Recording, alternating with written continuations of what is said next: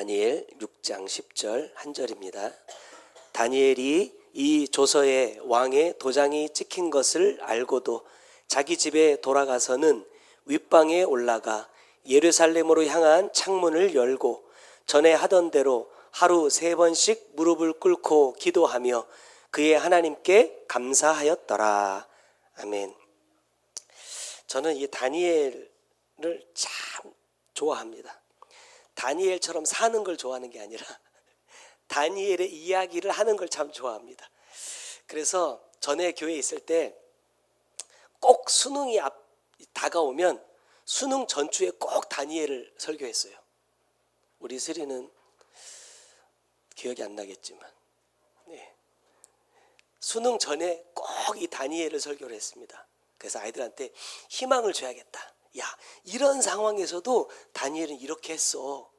너희들 지금까지 열심히 못했어도 마지막까지 포기하지 말자, 이런 메시지를 주기 위해서 다니엘을 설교를 많이 했었거든요. 근데 오늘 이 다니엘 6장의 말씀을 본문으로 잡고 제목은 지난 삼남교회 성회 때 주셨던 선한 일을 열심히 하는 자, 하는 이라는 제목으로, 제 원고에는 선한 일을 열심히 하는 다니엘이라고 되어 있습니다. 다니엘이 되면 안 되니까. 자, 지난 성회를 잠깐 돌아보면 이렇습니다. 3일 동안의 성회 가운데 저에게 주셨던 가장 중요한 말씀은 이겁니다. 하나님의 복을 받는 사람은 누구예요? 하나님의 은혜를 아는 사람이다. 아는 사람이 뭐예요? 복을 더 받는다, 이 말입니다. 지난 수요일에 은유랑 사모님이랑 저랑 셋이 집에 있었어요. 그래서 점심을 뭐 먹을까 고민을 하다가 제가 우리 딸한테 이렇게 얘기했어요. 방학 딱 했거든요. 딸, 지난 한 학기 동안 아침마다 굶지 않고 학교 잘 갈 수 있도록 식사 챙겨주신 어머니께 보답 좀 해라. 무슨 말이에요? 밥 좀 사라, 이 말입니다. 네가 밥 좀 사라. 왜? 한 학기 동안 잘 다녔잖아. 엄마가 아침마다 일어나가지고 하루도 걸러서 굶겨 보내지 않고 아침마다 밥 먹여서 보냈잖아. 그럼 방학했으니까 너도 뭔가 엄마한테 은혜를 아는 사람이면 뭔가 좀 이렇게 갚아야 되는 거 아니야? 제가 이렇게 무언의 가스라이팅을 좀 했습니다. 그랬더니 우리 딸이 사겠다. 그래가지고 흔쾌히 외식을 했습니다. 돈은 누가 냈을까요? 사겠다 하고 생색은 딸이 내고 돈은 제가 내고. 만약에 우리 딸이 싫은데, 나 돈 아까운데 내가 꼭 그렇게 해야 돼요? 이랬으면 밖에서 외식도 못했지만 제 돈도 안 나갔을 겁니다. 그렇게 알았다, 아빠가 하는 말이 무슨 말인지 이해가 된다, 내가 그렇게 하겠다라고 따라준 딸이 고마웠어요. 그래서 밥은 제가 사고 커피는 딸이 샀습니다. 저는요, 하나님의 마음도 똑같다고 생각이 돼요. 넓은 의미로 보면 사실 우리는 다 하나님께 은혜를 입은 사람들이잖아요. 받은 사람들입니다. 그러나 문제는 뭐냐면 어떤 사람들이 내가 하나님께 은혜 받은 사람이라는 것을 잊지 않고 살아갈까라는 거예요. 자녀들이 그렇잖아요. 아침에 바쁘니까 어떨 때는 학교 다녀오겠습니다 인사도 못하고 허겁지겁 갈 때도 있거든요. 그렇다 할지라도 아이들이 그래도 피곤하지만 엄마가 이렇게 일찍 일어나가지고 나를 위해서 이렇게 수고해 주셨다라는 것을 아는 자녀와 모르는 자녀는 다르다.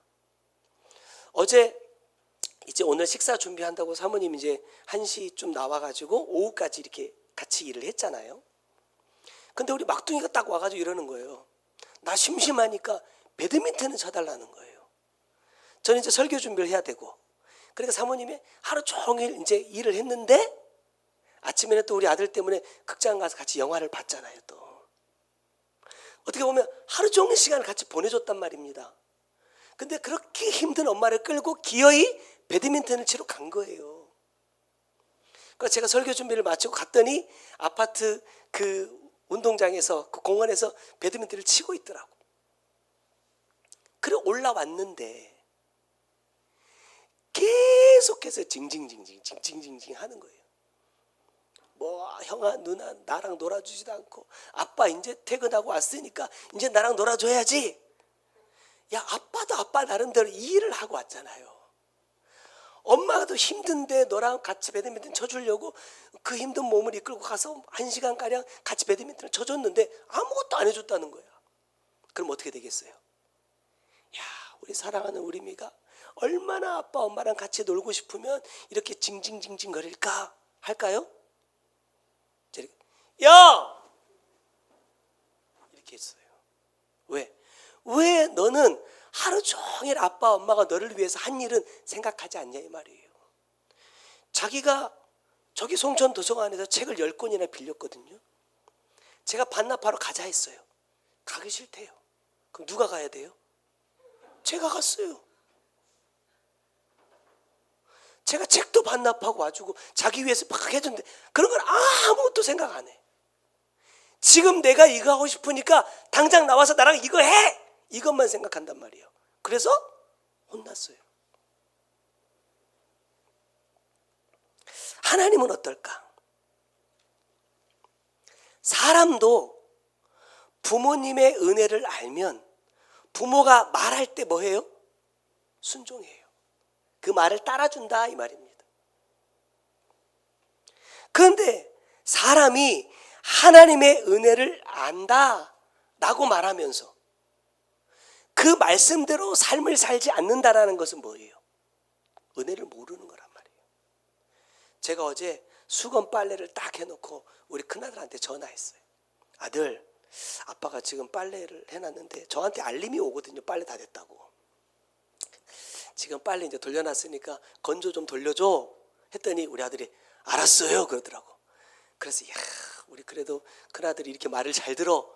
저녁에 딱 들어가가지고 샤워하고 수건을 딱 놀러가 딱 봤더니 수건이 건조기가 아니라 세탁기에 있네.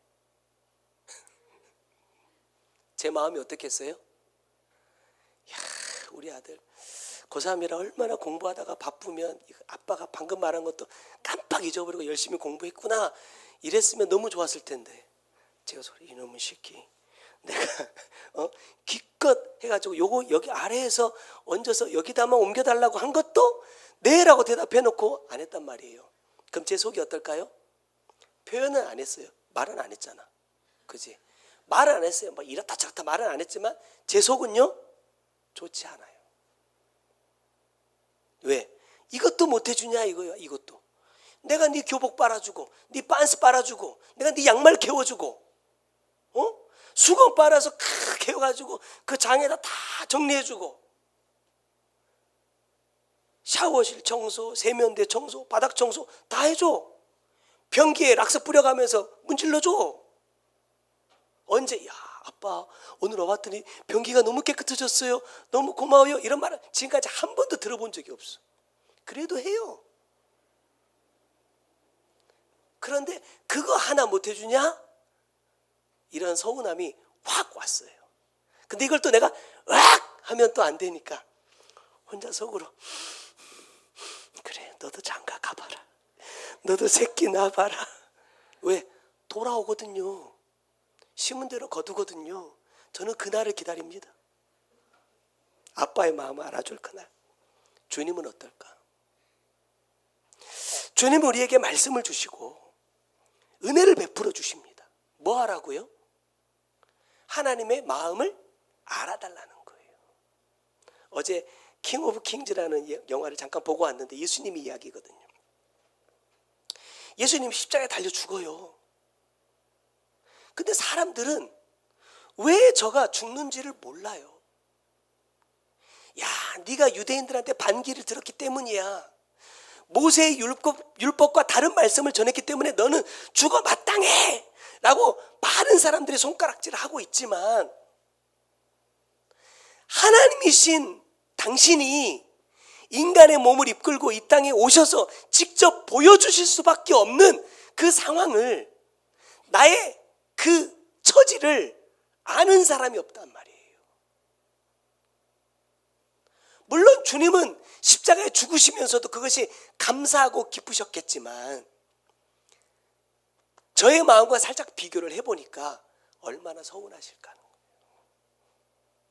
내가 너를 위해서 이렇게까지 하는데 왜 내 마음을 알아주는 사람이 한 사람이 없냐. 나와 함께 12명이나 되는 제자가 3년 6개월을 다니면서 내가 행하는 엄청난 기적들을 다 경험하고 체험했잖아요. 그 영화에도 나오더만요. 베드로가 물 위로 걸어가고 싶습니다. 저한테 오라고 해주세요. 와라 이 말이에요. 물 위를 걸었다니까요. 야, 2사람씩 짝지어 나가. 전도하러 가. 주님, 우리가 기도했더니 귀신이 떠나가고 병든 자가 고쳐졌습니다. 내가 경험했다니까요. 내가 체험했다니까. 내 능력이 아니라 하나님의 능력으로 주님 원하시는 일을 했다니까요. 그런데 주님이 정작 십자가에서 하나님의 뜻을 다 이루실 그때에 누가 있었냔 말이에요. 얼마나 마음이 아프실까. 저 같은 인간의 마음으로 따져본다면 얼마나 서운했을까 이 말이에요. 그런데 그들뿐이냐, 제자들만이 그러냐라는 거예요. 그들에게 주셨던 말씀보다도 더 귀한 말씀을 지금 나에게도 주고 계신데, 나는 그러면 제자들처럼 십자가에 죽으시는 주님을 외면하고 도망가는 사람 아니냐 이 말입니다. 내가 그 십자가에 함께 죽기 위해서 날마다 내 자신을 말씀 앞에 비추고 삶을 살기 위해서 애쓰고 있는 사람이냐 이거예요. 생각하면서, 물론 제가 제 자녀들한테도 막 서운하다 이렇게 말은 하지만, 정작 주님 앞에서 나를 보니까 나보다도 주님이 훨씬 나에게 서운해 하실 것들이 많더라 이 말이에요. 그러니까 야, 다음에 아빠가 전화하면 곧장 일어나서 해? 라고 말을 못하고, 다음에 주님이 나에게 뭔가를 원하신다면 내가 망설이지 않고 곧장 하는 사람이 돼야 되겠다라고 내 자신을 볼 수밖에 없더라 이 말이에요. 근데 여러분, 이게 쉽냐 이 말이죠. 그 상황 앞에서, 그 환경 앞에서 이게 먼저 나온다니까요. 이게 먼저 올라와. 다행히 말을 안 해서 다행이지, 이게 입 밖으로 나왔다면요, 서로 상처 주고 서로 아프게 하고 서로 기분 상하게 하고, 나도 내 모습을 못 봐서 나도 내 죄를 쌓는 거고, 자녀들도 나한테 혼나서 기분 상해서 또 죄를 쌓는 거고, 서로 죄 짓는 일만 만든다는 거예요. 내가 얼마나 어리석냐. 주님이 그렇게 하라고 이 땅에 오신 게 아니잖아요. 여러분 보세요. 채찍을 때려요. 이유 없이. 본디오 빌라도가 뭐라고 말합니까? 예수 죄 없어. 풀어줘야 돼. 근데 유대인들이 죽여라 하니까, 야, 그러면 내가 때려서 놓아준다. 그리고 때렸단 말이에요. 그럼 놔줘야 되잖아요. 때렸는데도 놔주지 않고 못 박아 죽이라는 거예요. 그럼 얼마나 억울합니까? 아니, 당신이 나 때리고 놓아준다고 하지 않았냐? 따지지 않았다니까요.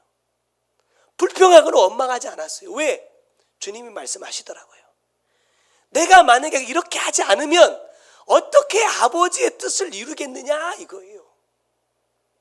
검과 몽치를 가지고 예수를 잡으러 왔는데 잡힌다니까요. 내가 예수다, 나 잡아가라.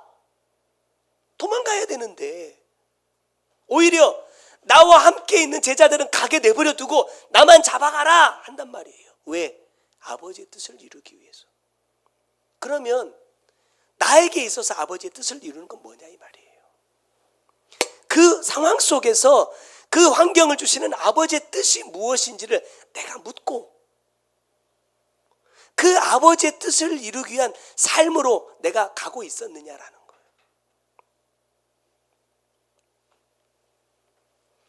말씀을 준비하면서 다니엘의 모습을 보니까요, 하나님의 은혜를 아는 사람은 결국 뭐 한다? 감사한다. 감사. 여러분, 다니엘의 상황을 보면 감사할 게 없어요. 감사할 일이 없단 말입니다. 감사할 수 있는 상황도 아닙니다. 근데 뭐 하느냐? 감사하더라. 다니엘은 도대체 무슨 감사를 했을까? 여러분 생각해 보세요. 우리 옛날에 보면 교회 가면 꼭 감사 헌금이라는 봉투가 있잖아요. 어떤 때 감사 헌금해요? 감사할 거리가 있을 때 감사하잖아요. 그 다니엘은 지금 뭘 감사하고 있느냐는 거예요. 다니엘의 이 감사는 자신이 이제까지 하루 3번씩 무릎을 꿇고 기도하던 기도가 확실하게 응답된 것을 믿는 감사입니다. 여기서 감사하다라는 이 말씀의 의미 속에 보니까 뭐가 있냐면 확신이 있어요. 확신. 나는 비록 기도하다가 잡혀가게 되겠지만 내가 지금까지 하나님 앞에 하루 3번씩 무릎 꿇고 기도하던 그 기도는 반드시 응답될 것이다라는 확신이 있단 말입니다. 그 확신이 있기 때문에 뭐 한다? 감사한다. 그런데 다니엘 보세요. 내가 사느냐 죽느냐는 없어요. 그 감사의 조건이 없단 말입니다. 다니엘의 감사의 조건은 뭐냐? 하나님의 뜻이 이루어지느냐는 거예요. 나중에 말씀 나누겠지만, 그럼 한번 보겠습니다. 첫 번째, 선한 일이에요. 하나님은 다니엘의 이 감사의 기도를 선한 일이다라고 말씀하고 계시는 겁니다. 다니엘의 기도를 보면요, 자기가 처한 이 위기의 상황을 이기기 위한 기도가 아닙니다. 다니엘 9장 20절의 말씀 보면, 내가 이같이 말하여 기도하며 내 죄와 내 백성 이스라엘의 죄를 자복하고 내 하나님의 거룩한 산을 위하여 내 하나님 여호와 앞에 간구할 때, 이렇게 말합니다. 요약하면 다니엘의 기도는 첫 번째, 내 죄에 대한 회개. 두 번째는 이스라엘 백성의 죄에 대한 회개. 세 번째, 하나님의 거룩한 산, 다시 말하면 성전입니다. 성전을 위한 기도였어요. 다니엘은 이 기도에 목숨을 걸었다는 거예요. 근데 여러분 한번 생각해 보세요. 이 기도가 내 목숨을 걸고 해야만 하는 기도가 맞느냐 하는 거예요. 여러분 어떻게 생각하세요? 우리가 물론 말씀을 받고 삶 속에서 계속해서 회개하는 삶을 살아야 되지만 그 기도를 굳이 목숨까지 걸어서 해야 되는 기도냐 이 말입니다. 자, 보세요. 이스라엘이 범죄하여서 망했습니다. 그때 선지자 예레미야를 통해서 주셨던 말씀이 뭐냐면, 야, 70년 동안 너희는 포로 생활할 거다, 이 말씀이었어요. 그때 포로로 끌려갔던 사람 중에 한 사람이 바로 이 다니엘이라는 사람입니다. 그러면 이 다니엘은 포로로 끌려가는 그 순간부터 지금 이 기도하다 잡혀가는 이 순간, 나중에 이제 그 뒤로도 계속해서 이어지지만 평생 동안 그가 했던 기도가 뭐예요? 하나님이 약속하신 70년이 이루어지는 겁니다. 다니엘이 마지막으로 섬겼던 왕이 누구냐면 바사의 왕 고레스라는 사람입니다. 이 에스라 1장 1절에 보니까 이렇게 말씀합니다. 바사 왕 고레스 원년에 여호와께서 예레미야를 통하여 하신 말씀을 이루게 하시려고 바사 왕 고레스의 마음을 감동시키심에 그가 온 나라에 공포하고 어쩌고저쩌고 해가지고, 야, 너의 땅으로 돌아가라 라는 것을 선포해 줍니다. 그때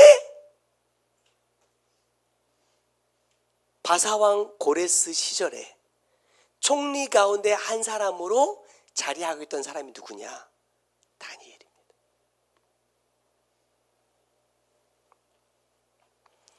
우리가 성경으로 보면 수룹바벨 때에 1차 포로 귀환을 시작합니다. 2차 포로 귀환은 에스라, 3차는 느헤미야예요. 근데 연도를 보니까 자 이제 유다로 돌아가라 했더니 사람들이 한꺼번에 우르르 해가지고 출애굽하듯이 나간 게 아닙니다. 총 3차례에 걸쳐서 귀향을 하는, 이제 고향으로 돌아오는데 기간이 94년 걸렸어요. 나중에 이제 느헤미야가 성전을 건축해 놓고 예루살렘의 성벽을 딱 완공하기까지 계산해 보면 100년이 넘습니다. 많은 사람들이 저를 비롯해서 이래요. 하나님께서 야 내가 너에게 이렇게 하겠다 라고 말씀하시면 그냥 내가 가만히 있어도 하나님의 뜻이 이루어질 거라고 생각하는 사람들이 많아요. 그렇지 않다는 거예요. 이 사실을 누구보다도 잘 알고 있던 사람이 누구냐? 바로 다니엘입니다. 하나님이 야 너희의 포로의 날은 70년이야. 70년 뒤면 돌아온다? 라고 하니까 단순히 숫자적인 70년이 지나면 우리가 다 고향으로 돌아갈 수 있을까라고 생각하는 사람들이 대부분이었습니다. 그러나 하나님의 그 때가 되었을 때에 내가 하나님의 뜻을, 우리 백성이 하나님의 뜻을 받들어 고향으로 돌아갈 준비가 될 수 있도록 기도한 사람이 누구냐? 다니엘이라는 거예요. 다니엘은 그 하나님의 뜻이 이루어질 수 있도록 기도한다는 겁니다. 역사적으로도 보면요, 이스라엘 백성들이 이제 1차 포로 귀환을 하기 시작합니다. 그럼 사실 누가 가장 먼저 가야 돼요? 저 같으면 다니엘이 가장 먼저 갑니다. 왜? 총리고 내가 기도해왔고 내가 앞장선다고 누구 하나 나한테 함부로 할 사람 없어요. 4명의 왕을 거쳐 3번의 제국이 바뀌면서도 총리의 자리를 지켰던 이 다니엘이 내가 이스라엘 백성들을 이끌고 가겠다라고 말해도 토달 사람이 아무도 없다 이 말입니다. 그런데 다니엘은 남습니다. 왜냐? 1차 포로 귀환이 끝이 아니라는 거예요.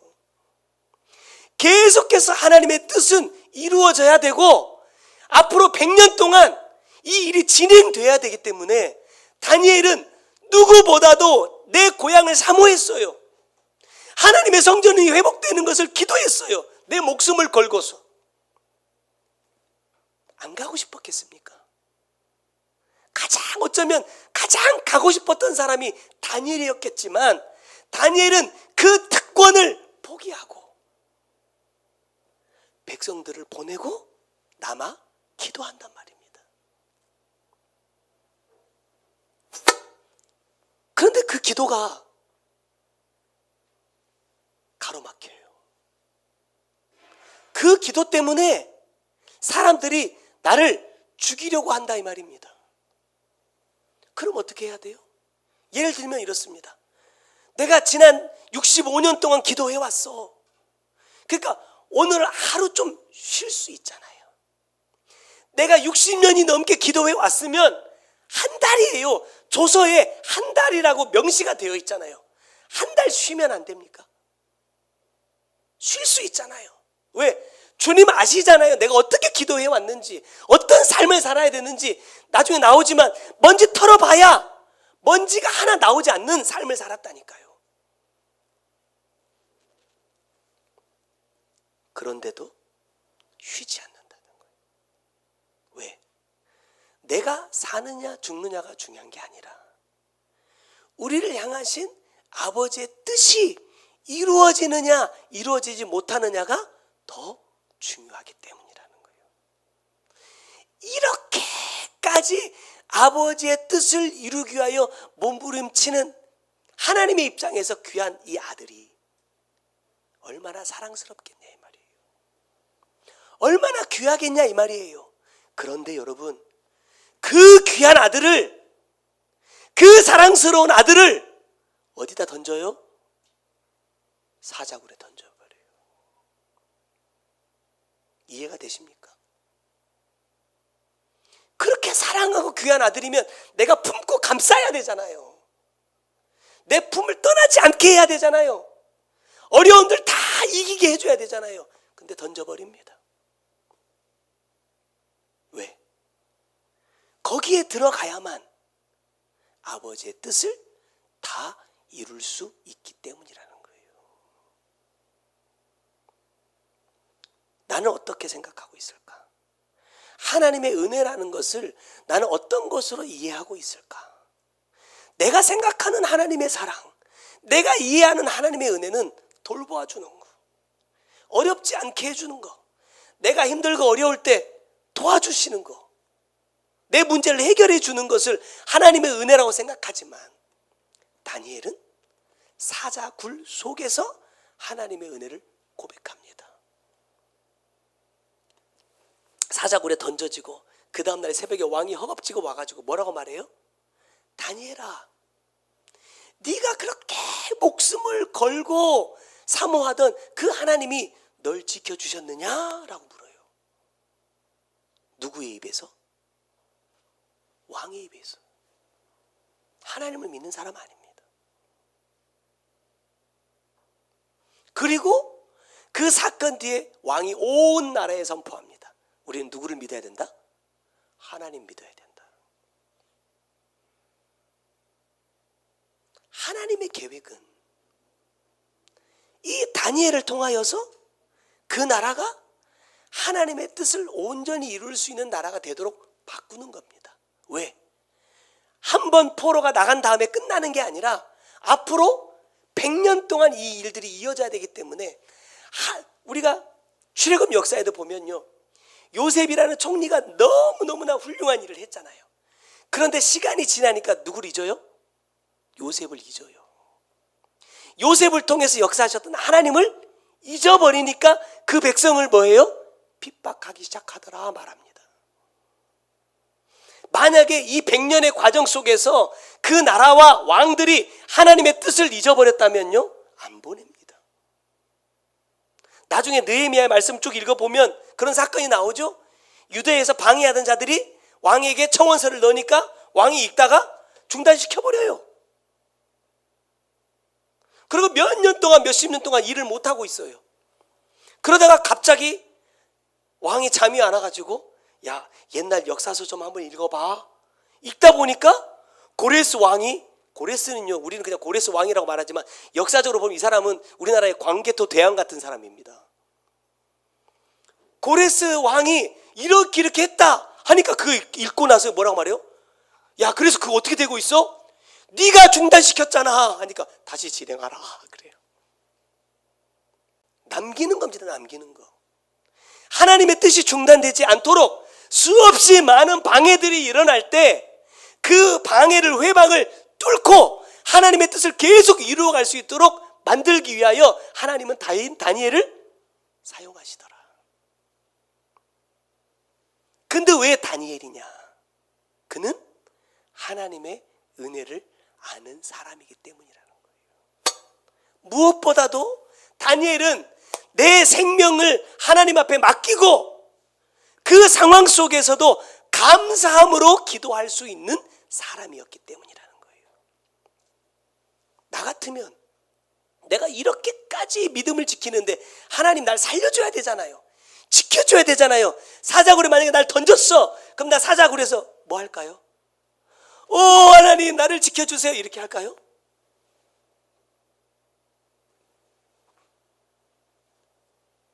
베드로처럼, 다른 제자들처럼 예수를 부인하고 저주하고 도망가지 않을까?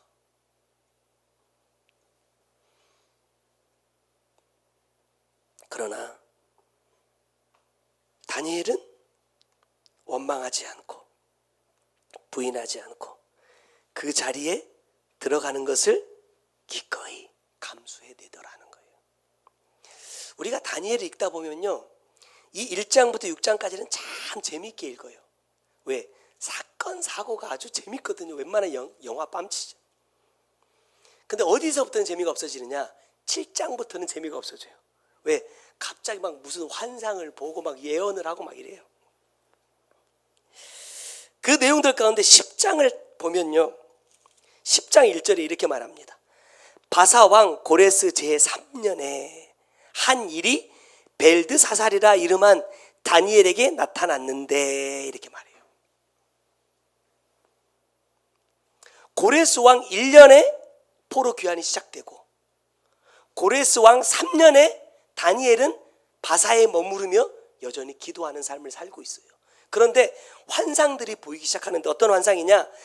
큰 전쟁에 관한 이야기들이라는 거예요. 물론 이것을 말세에 일어날 사건들이다라고 말할 수도 있겠지만, 이스라엘을 역사 순으로 이 이야기들을 쭉 읽어가다 보면요, 다니엘에게 미리 보여주시고 기도하게 하셨던 이 사건들이 실제 이스라엘 백성들이 하나님의 성전을 건축하고 예루살렘 성벽을 재건하는 사건 가운데 일어납니다. 그래서 우리가 잘 아는 것처럼 느헤미야 말씀 보면요, 열심히 일만 한 게 아니라 뭐예요? 한 손에 칼을 들고, 우리로 말하면 한 손에 삽을 들고 일했어요. 낮에는 열심히 일하고 밤에는 잠자지도 못하고 또 포초를 또 서요. 왜? 우리를 죽이려고 하는 원수들이 공식적으로, 야, 너희들이 성벽 쌓냐? 야, 여우가 올라가도 그거 다 무너져.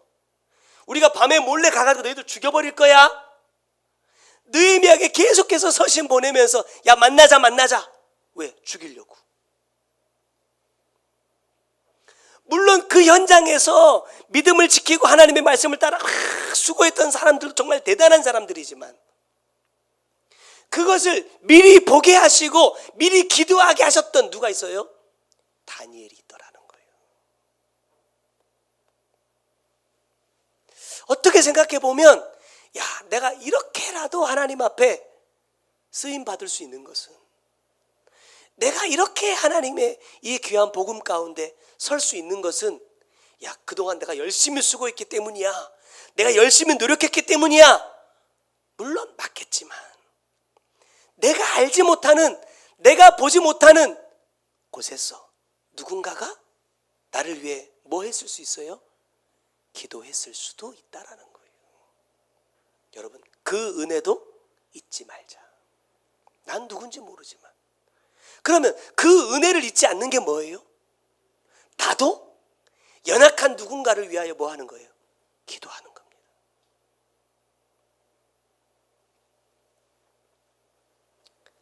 다니엘은 바로 그런 사람이었어요. 포로들 이끌고 현장으로 가던 이 스룹바벨, 에스라, 느헤미야도 자기의 목숨을 걸고 갔지만, 다니엘도 자기의 목숨을 걸고 기도했다, 이 말이에요. 이 기도와 이들의 헌신이 하나가 되니까 하나님의 뜻이 이루어지더라. 우리는 어떤 일을 해야 됩니까? 선한 일을 하자는 거예요. 선한 일은 결론적으로 나를 위해 기도하는 것이 아니라 다른 사람들을 위해서 기도하는 겁니다. 잘 되라고, 성공하라고, 건강하라고가 아니라 그들을 통한 하나님의 뜻이 이루어지기를 위한 기도입니다. 그 기도가 하나님께는 선한 기도.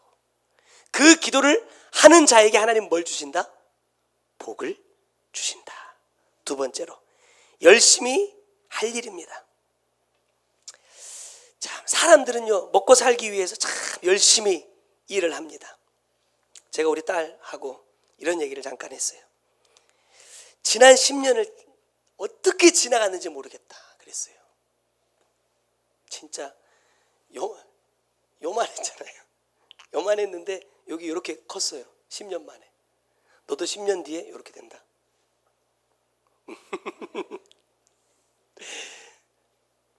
집에 살면서 앉아가지고, 식탁에 앉아가지고 이야기하면서 그랬어요. 야, 정말 이번에 이제 삼남교회도 그렇고, 그 칭찬받는 교회도 그렇고, 딱 우리 교회 요 사이즈거든요. 110명 정도 오니까 앉을 자리가 없어. 그래서 막 바닥에 막 앉고 그랬거든요.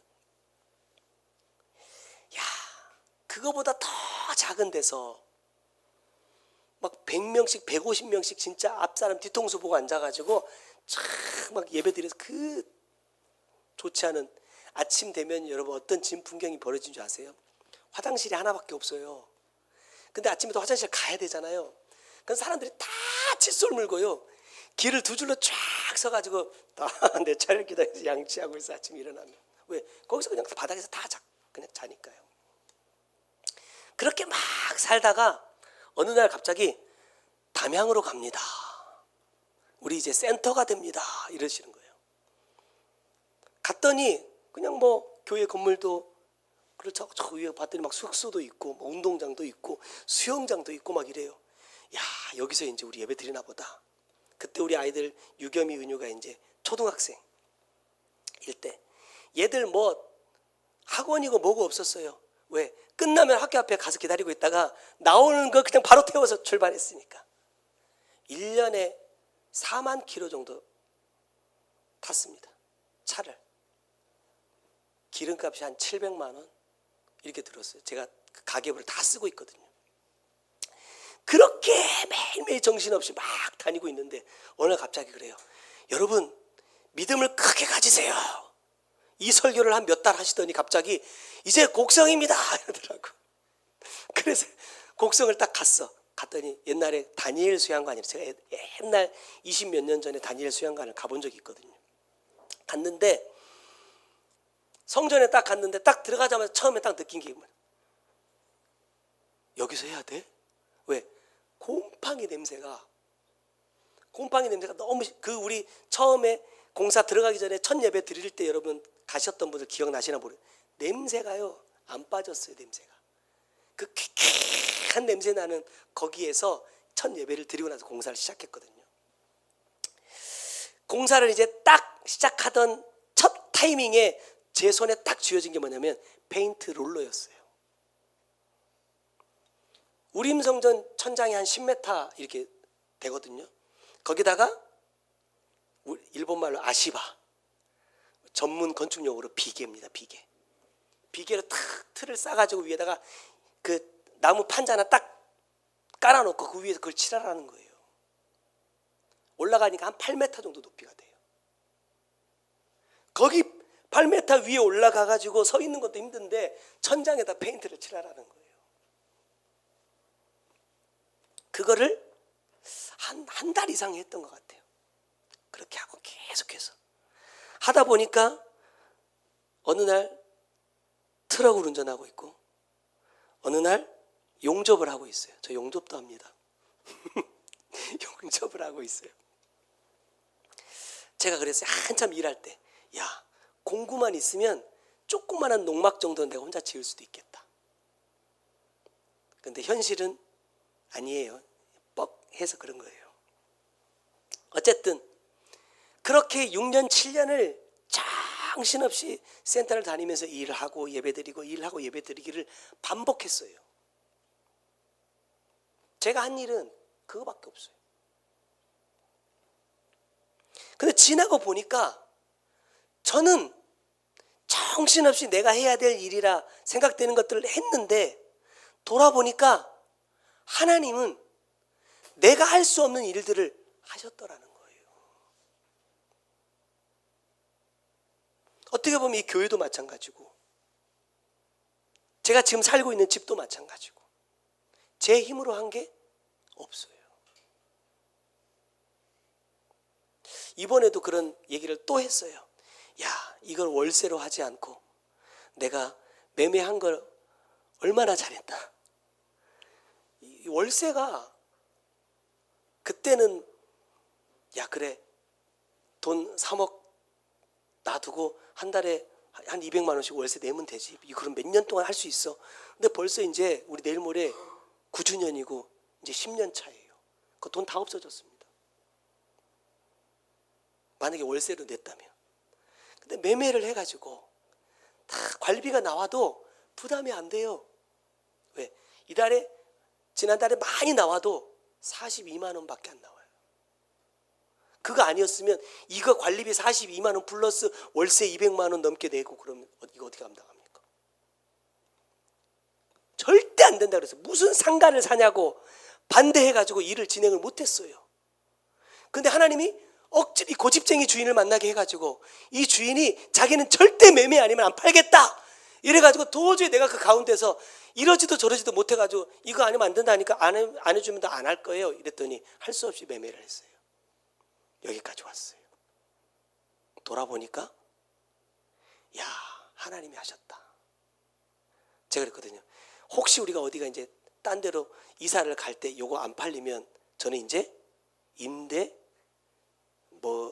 이제 그런 사업가가 또 돼야 됩니다. 야, 임대를 또 받을 수 있어요. 그렇게 얘기했어요. 야, 아빠가 열심히 수고해서 이루어낸 일보다 누가 하신 일이 더 크다? 하나님이 하신 일이 더 크더라는 거예요.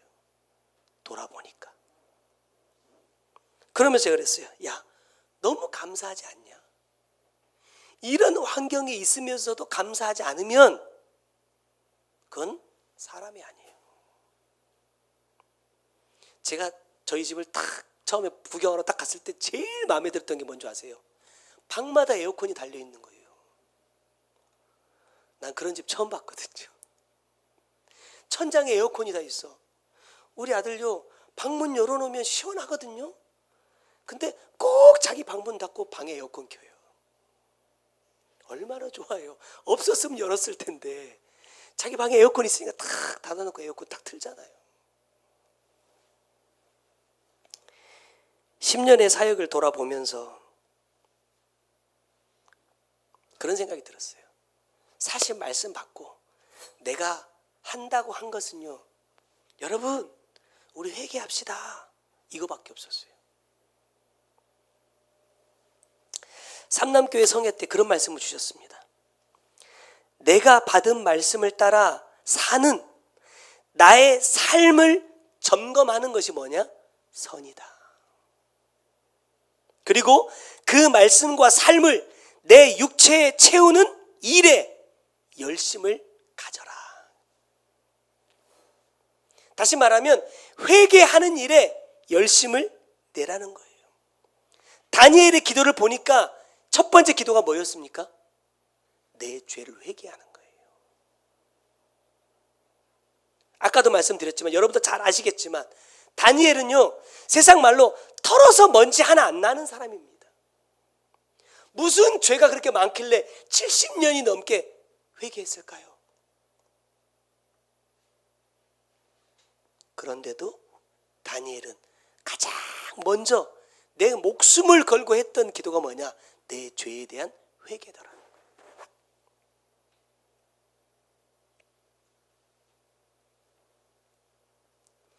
그랬더니 하나님이 그의 기도를 들으시고 응답해 주시더라. 여러분, 이것보다 더 큰 복이 어디 있어요? 하나님이 우리에게 주시는 물질만이 복이 아니라 어쩌면 물질은 아주 작은 부분에 불과하고 하나님이 주시고자 하는 진짜 복이 있다는 거예요. 그걸 나는 받기 위해 어떤 삶을 살고 있느냐는 거예요. 어떤 일에 나는 열심을 내고 있느냐. 우리 준일 형제가 이제 수술하고 이제 일을 바로 시작했잖아요. 첫날 이제 목요일 날부터 이제 일을 시작했다. 이제 연락을 해봤더니 무거운 거 들 때마다 약간씩 땡긴다는 거예요. 땡긴대. 그래서 어떻게 했겠어요? 목사가 내가 가서 대신 일을 같이 해줘야 되겠다 이렇게 마음 먹었으면 더 좋았겠지. 나는 그렇게 몸이 건강한 사람이 아니야. 그 이야기를 듣고 내가 우리 사모님하고 그렇게 했어요. 야, 더 기도해야 되겠다. 더 빨리 나을 수 있도록, 더 힘을 낼 수 있도록 기도해야 되겠다. 왜? 할 게 그거밖에 없거든요.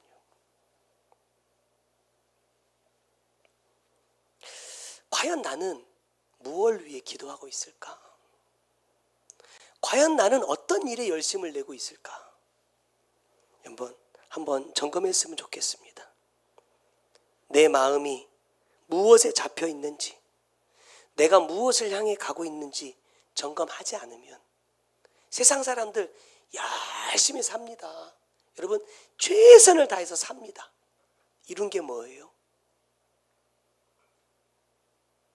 어쩌면 각자가 이루고자 하는 그 삶의 자리에 도달한 사람들도 있을 거예요. 근데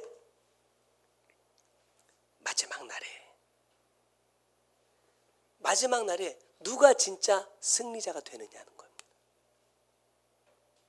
저는 하나님의 뜻을 알고 하나님의 일에 열심하는 저와 여러분이 그 마지막 날에 승리자가 될 수 있다고 믿습니다. 여러분, 세상에서 성공하는 것, 잘 되는 것도 너무나 좋은 일이겠지만 그 성경의 표현 그대로 잠깐의 그 날에 내 모든 것을 드리고 영원한 때에 아무것도 누리지 못하는 어리석은 사람 되지 말고 내게 주신 이 나그네의 시간에 내가 이루어야 될 것, 내가 행해야 될 것이 무엇인지 정확하게 알고 다니엘처럼 그 일을 위하여 열심을 내는 저와 여러분이 꼭 되셔서 더불어 모두 누리자 하나님이 주실 복도 누리는 저와 여러분이 꼭 되셨으면 좋겠습니다. 기도하겠습니다. 사랑하는 주님, 감사합니다. 오늘도 우리 가운데 귀한 말씀 주시고 이 말씀 통하여서 무엇이 선한 일이고 내가 어떠한 일에 열심을 내야 되는지 다니엘을 통하여 다시 한번 깨닫게 하시니 감사합니다.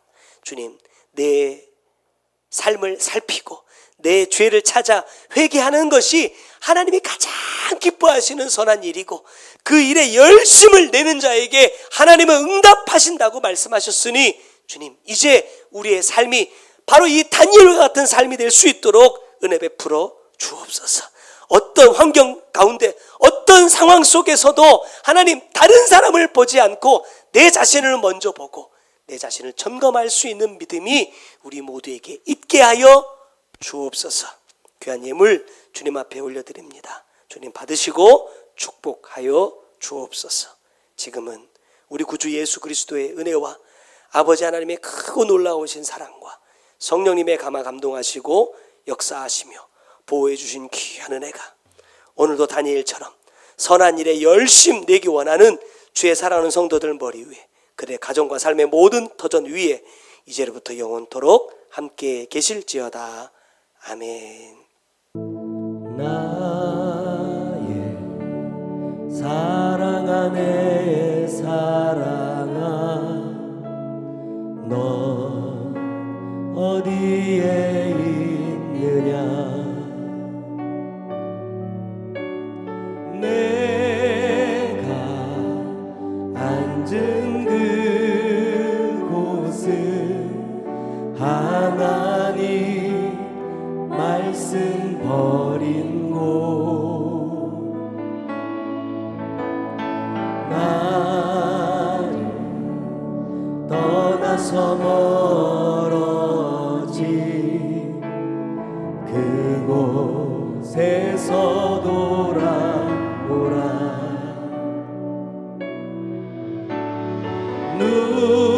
눈물로 너를 찾고 미어지는 마음 안고 사랑하는 널 바라며 오늘도 기다린단다 너를 향해 뜨거운 사랑 안고 포기할 수 없는 처음 사랑 안고 널 기다리노라 내가 너를 낳노라 내가 너를 길러노라 나의 음성